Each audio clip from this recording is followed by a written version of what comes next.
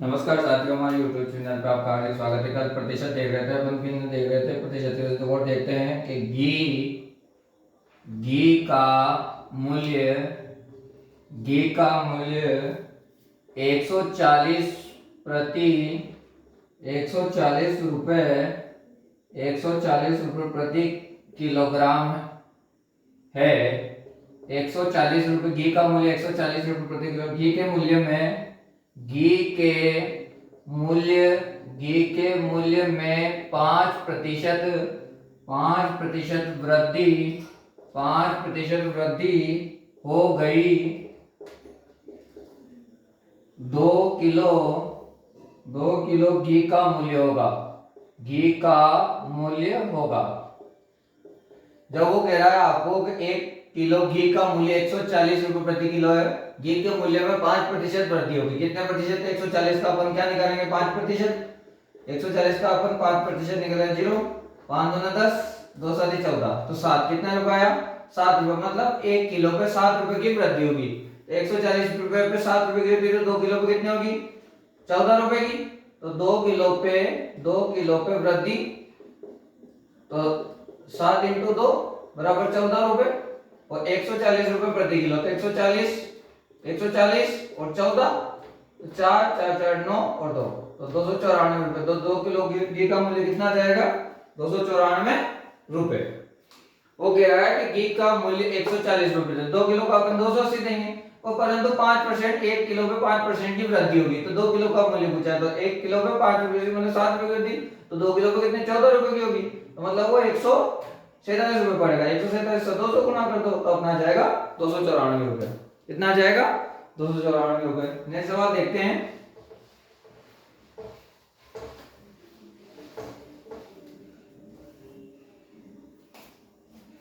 कि 20 पैसा 4 रुपए का कितने प्रतिशत है? 20 पैसा 4 रुपए का कितना प्रतिशत है?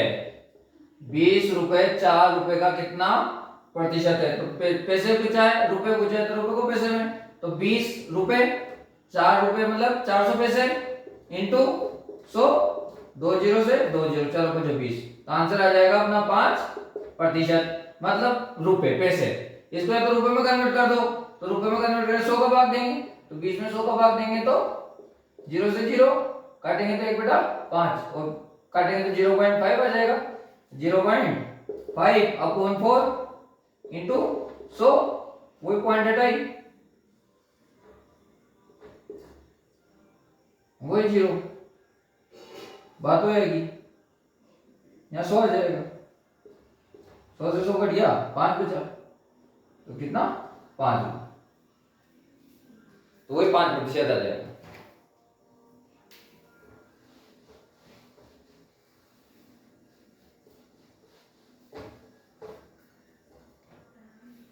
नेक्स्ट सवाल देखते हैं कि अंकुर के पास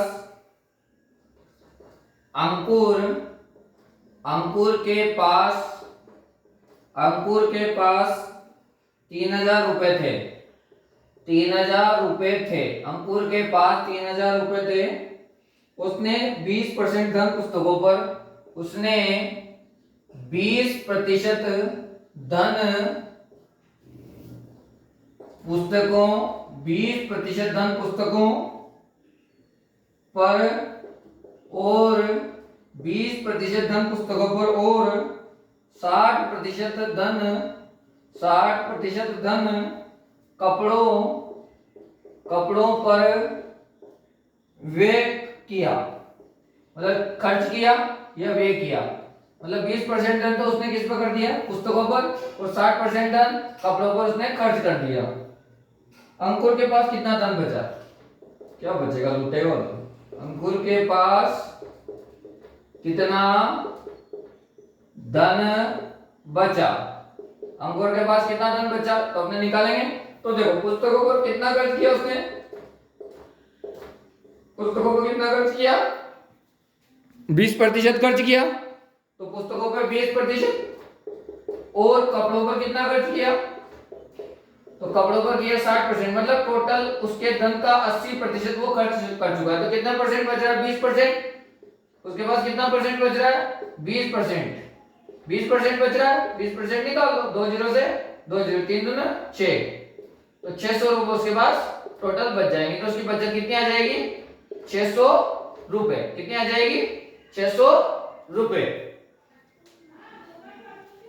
उसकी बचत कितनी आ जाएगी? 600 रुपए।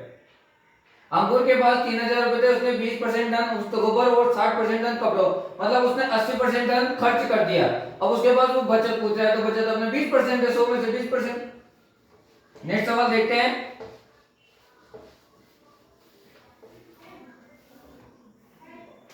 कि मोहन की मासिक आय, मोहन की मासिक आय, मोहन की मासिक आय 4500 रुपए थी। 4500 रुपए थी मोहन की मासिक आय, 4500 रुपए थी। मासिक आय में, मासिक आय में 50 रुपए की वृद्धि हो गई। वृद्धि हो गई। कितने प्रतिशत वृद्धि हुई? तो कितने प्रतिशत वृद्धि हुई? कितने प्रतिशत वृद्धि हुई? तो कितने रुपए की? 50 रुपए की।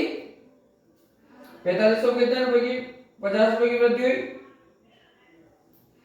तो वो कह रहा है कि मोहन की मासिक आय 4500 रुपए है और मासिक आय में 50 रुपए की। तो कितने रुपए की वृद्धि हुई? 50 रुपए की।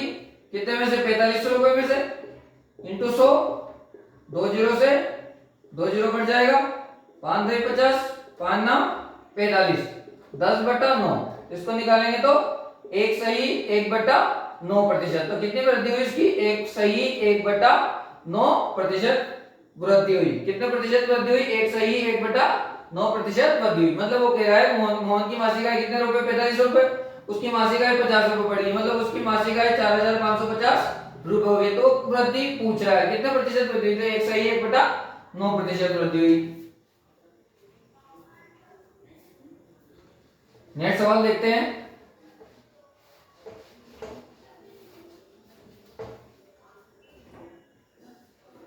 वह कह रहा है एक धन के 40% का मान, एक धन के 40% का मान, 40% का मान 4800 रुपए। मान लो कोई धन है, उसका 40% धन नहीं देके उसका अपने को मान दे दिया। उसी धन के 50% का मान क्या होगा? क्या कह रहा है वो? कि कोई धन है अपने पास, माना कि धन बराबर x धन मान लिया अपन ने, माना कि धन x। तो कह रहा है कि x का मान, तो x धन का 40%, तो x का 40% निकालो तो कितना? 4800 रुपए। x का 40% कितना है? 4800 का अपॉन 100। तो इसको काटेंगे तो 0 से 0, 4 से काटेंगे तो 4 एकम 4, 4 दूना 8, 120। इसको गुणा करेंगे तो x बराबर 12000 रुपए। ये तो आ गया। अब वो जो कह रहा है धन आ गया अपने पास, धन का ये धन आ गया अपने पास। क्या आ गया? ये धन आ गया, राशि आ गई, धन या राशि आ गई अपने पास। अब उसी राशि का क्या कह रहा है? उसी धन के 50% का मान। तो उसी धन का 50% का मान, उसी धन का 50% का मान पूछ रहे हो, तो 12000 का क्या निकालेंगे अपन? 50% निकालेंगे अपॉन 100, 2 जीरो से 2 जीरो, 12 पंजे 60 और 6000 रुपए। तो क्या जाएगा? उसी धन का 50% क्या जाएगा अपने? 6000 रुपए आ जाएगा। मतलब कह रहा है कि एक धन के 40% का मान 4800 रुपए है, उसी धन के 50% का, तो माना कि धन x है, x का 40% निकालो तो 4800, मतलब अपना आ जाएगा 12,000 रुपये। उसी धन का 50% का मान निकालेंगे तो 6,000 आ जाएगा अपने। नेक्स्ट सवाल देखते हैं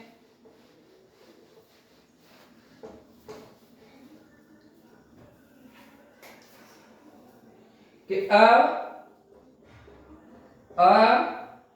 का वेतन ब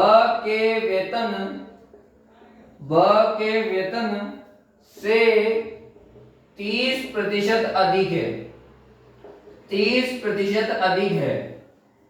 यदि ब का मासिक वेतन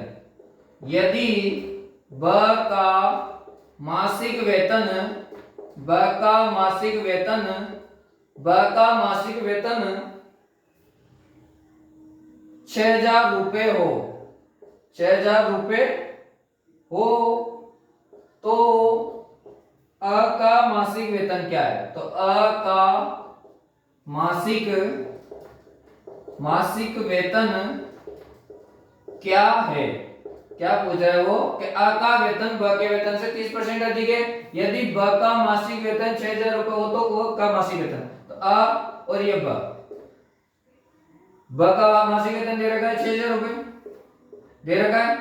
ब के वेतन से 30% अधिक, इसका 30% और प्लस है, 30% अधिक है, इसका 30% निकाल लो, इसका 30% निकाल लो, तो 2 जीरो से 2 जीरो, 6 18, 1,800 रुपये। इसके धन से 1,800 और अधिक है, तो अ का वेतन प्लस ब का वेतन, तो अ का वेतन 6,000 है, बी का वेतन 6,000, 30% अधिक है, इसका 30% कितना आया 1,800, तो जोड़ेंगे तो 7,800 रुपए।